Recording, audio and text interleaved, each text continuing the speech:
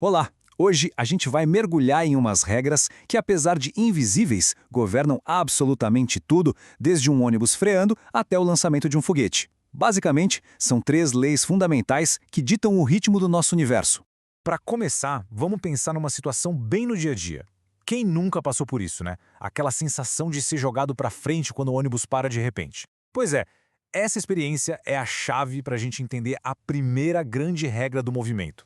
E a resposta é inércia. Pensa nela como uma teimosia da matéria. O corpo, que estava ali se movendo junto com o ônibus, quer continuar se movendo. Ele resiste a qualquer mudança de velocidade. Então, o ônibus para, mas o corpo da gente tende a continuar o movimento para frente.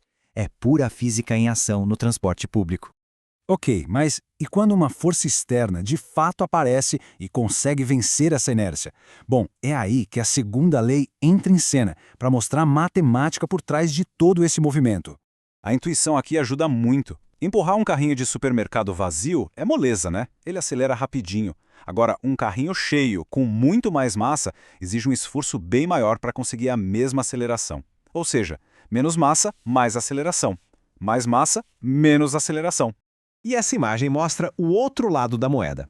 Se a massa não muda, mas a força aplicada aumenta, a aceleração também vai ser maior. Mais força, mais aceleração. Não tem segredo. E aí está ela, a única das três leis de Newton que tem uma expressão matemática. Força é igual a massa vezes aceleração, F igual a ma. A força aqui, vale dizer, é a força resultante. Ou seja, é a soma de todos os empurrões e puxões que o objeto está sofrendo. É essa fórmula que amarra tudo. A força total, a quantidade de matéria do objeto e o quão rápido a velocidade dele muda. E já que a gente falou tanto em massa, que é uma parte crucial dessa equação, vamos aproveitar para esclarecer um dos pontos que mais confunde todo mundo: a diferença fundamental entre massa e peso. Então o ponto principal é o seguinte: massa é a quantidade de coisa que compõe algo. Ela não muda, não importa onde esse algo esteja. Já o peso? O peso é uma força. É a interação entre essa massa e a gravidade de um planeta. Por isso, o peso muda, mas a massa, nunca. Olha só esse exemplo como é claro. Uma pessoa com 68 quilos de massa tem um peso de 680 newtons aqui na Terra. Lá na Lua, onde a gravidade é bem mais fraca, a massa continua a mesma, os mesmos 68 quilos. Mas o peso despenca para uns 109 newtons. A sensação é de ser muito, mas muito mais leve. Agora, vamos para a terceira lei, que revela uma simetria, assim, surpreendente e universal em todas as interações que acontecem no universo. Tá aí a famosa frase que resume tudo: nenhuma força no universo existe sozinha, ela sempre faz parte de um parzinho. Chegamos no paradoxo clássico. É o argumento perfeito para fugir da faxina, né?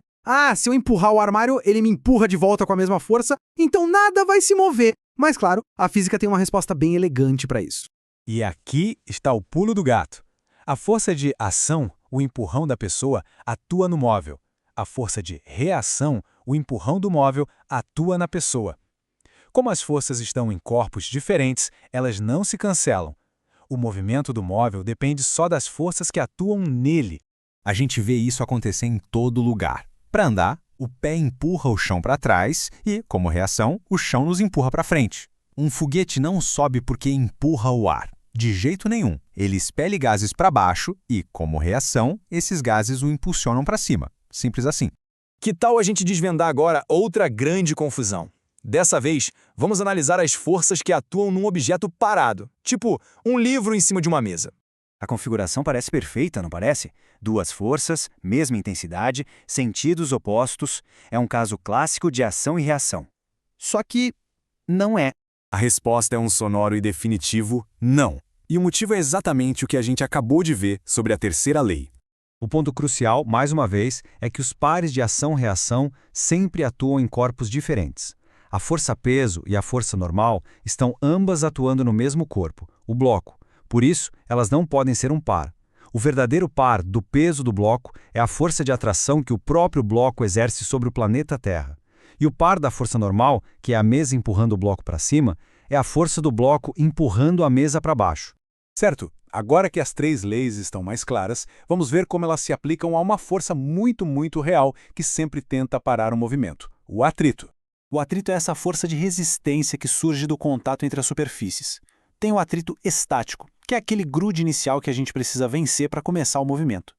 E depois que o objeto começa a deslizar, entra em cena o atrito cinético, que geralmente é um pouquinho menor, mas continua ali, se opondo ao movimento. E tudo isso nos deixa com uma reflexão, né? As leis de Newton não são só equações num livro de física.